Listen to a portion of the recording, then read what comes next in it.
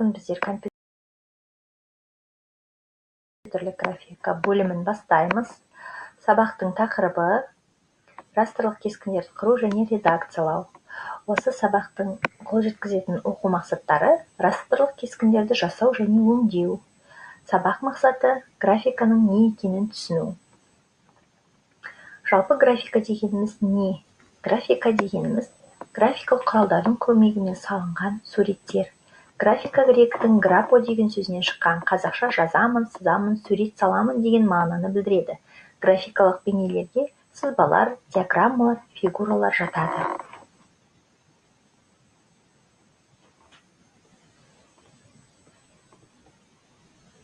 Графикалық редактор дегеніміз не? Графикалық редактор дегеніміз графикалық кескіндермен жұмыс істеуге, оларды түзетуге, өңдеуге мүмкіндік беретін және графикалық ақпаратты өңдейтін программа. Графикалық редактор екіге бөлінеді: растрлық және векторлық. Растрлық, векторлық графикалық редакторлар өзінің құралдары мен салыну ерекшеліктерімен белгілі бір ерекшелікке ие болып табылады.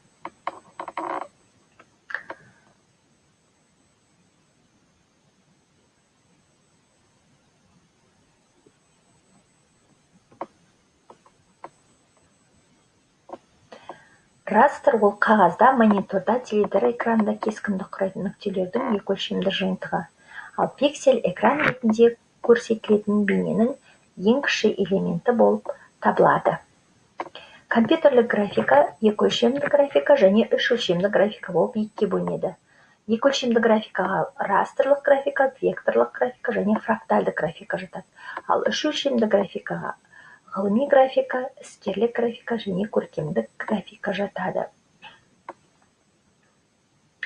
Біздер растрлық графиканы өтеміз. Балалар, растрлық графикаға Paint графикалық редакторы кіреді. Ең көп қолданылатын ол Paint. Яғни Paint графикалық редакторы Windows жүйесінің стандартты программасына кіреді. Paint графикалық редакторы сурет салуға арналған, суретті өңдеуге арналған, растрлық бейнелерді бейнелеуге, суреттерді сақтауға, қағазға басып шығаруға арналған. Біздер Paint графикалық редакторына кіру үшін пуск, барлық бағдарламалар, стандартты және Paint графикалық редакторы деп таңдаймыз. Paint графикалық редакторының терезесі ең бірінші тақырып жолы безымянный Paint деп жазылады.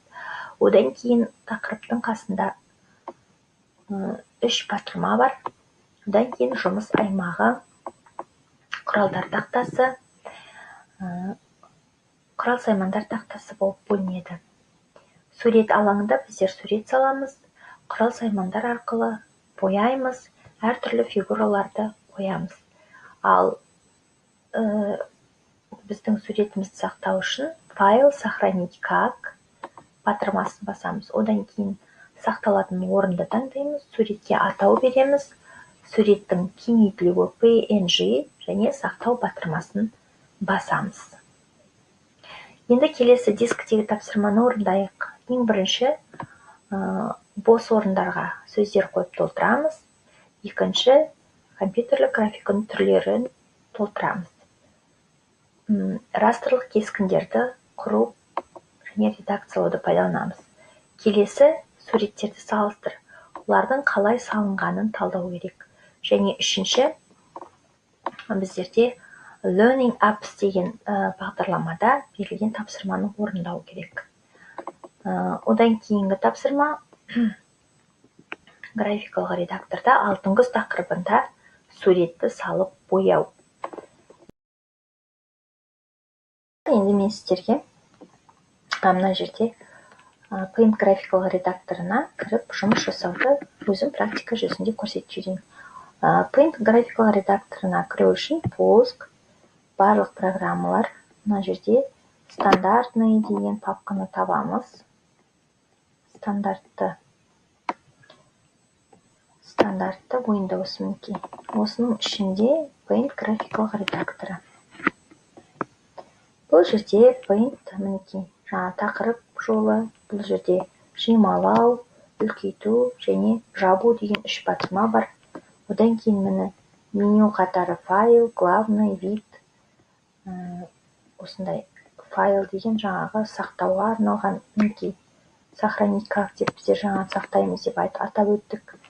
Одан кейін главныйның ішінде біздерде құрал саймандар тақтасы бар. Және мына жерде жұмыс аймағы және де үлкейту немесе сыру батырмалары орналасқан. Мына жерде 100% немесе кішірейтуге болады жұмыс аймағын. Осындай бағытта жұмыс жасаймыз.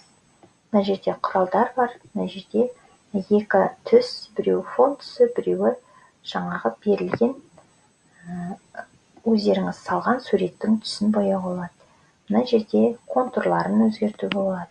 Ал мына жерде белгілі бір түстің әртүрлі етіп аралас түсін таңдайтын болсақ мынаны, немесе әрбір түсті таңдайтын болсаңдар, мына жердегі түстер палитрасынан таңдауға болады. Кез келген мысалы мен қазір мындай 3 бұрыш салайын, 4 бұрыш салайын, үй салайық және осыны бояйық.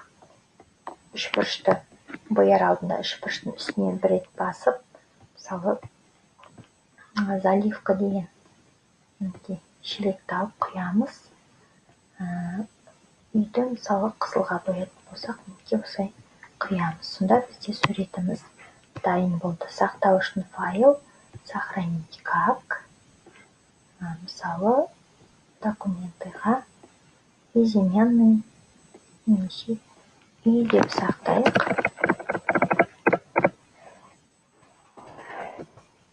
Үй деп сақтаймыз. PNG форматында кеңейтілуінде сохранить батырмасын басамыз.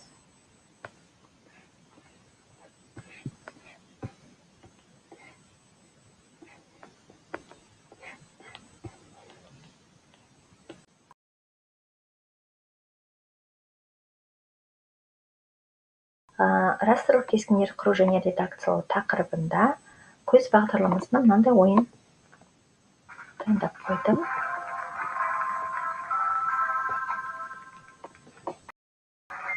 Ол біздерде жаңағы өткен тақырып бойынша тақырыпқа шолу, графикалық кескіндермен жұмыс істеуге, оларды түзетуге, өңдеуге мүмкіндік беретін графикалық ақпаратты өңдейтін программа, ол графикалық редактор. Дұрыс па екен? Қазір таңдайық.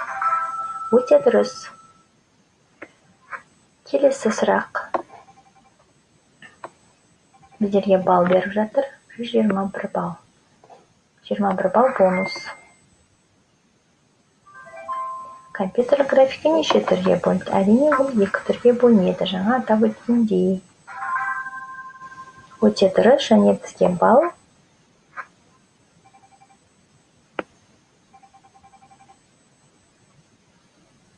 248 балл. Келесі 3-ші сұрақ. Экран бетінде көрсетілетін бейненің ең кіші элементі ол бізде пиксель. Өте дұрыс.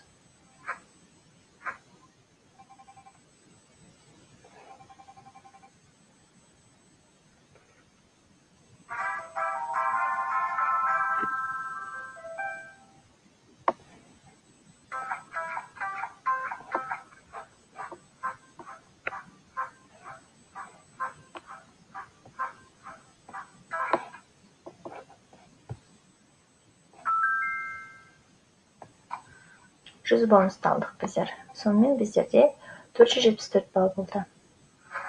Келесі сұрақ, 4-ші сұрақ. Суретте салуға, өңдеуге, сақтауға, қағазға басып шығаруға, растрлық бейнелермен жұмыс істеуге арналған редактор. Бізде графикалық редакторлар. Өте дұрыс. Және біздер жинаған балл 574. Бонус 22, 596. Келесі соңғы сұрақ, 5-ші сұрақ. Қағазда мен мониторда, теледидар экранында кескінді құрайтын нүктелердің екі өлшемді жиынтығы растр. Әрине дұрыс. Сонымен біздерде ойында аяқтай келе барлығы бонуспен есептегенде 718 балл жинадық екен. Рахмет. Бүгінгі сабақ осымен тамам. Сау болыңыздар.